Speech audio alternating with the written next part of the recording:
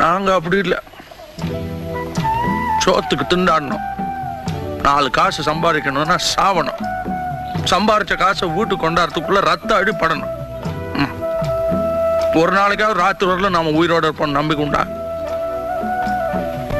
இல்ல. அதனாலதான் எங்களால கோர்ட்டு போலீஸ்ன்னு நினைக்க முடியல. திருப்பி அடிச்சாதான் அடியில இருந்து தப்பிக்க முடியும், கட்டி அடிச்சாதான் உயிரோட இருக்க முடியும். அதுக்காக நீங்க செய்யறதெல்லாம் சரியாயிடுமா? என் மனசுக்கு எது சரின்னு போடுதோ அது மட்டும் தான் நான் செய்யறேன். அப்போ என் மனசுக்கு எது சரின்னு படுதோ அதை நான் செய்யலாமா? எனக்கு இன்னைக்கு செல்வா அந்த பையன் அடிச்சது தப்புன்னு படுது. அவரை திரும்பி அடிக்கிறது தான் சரின்னு படுது.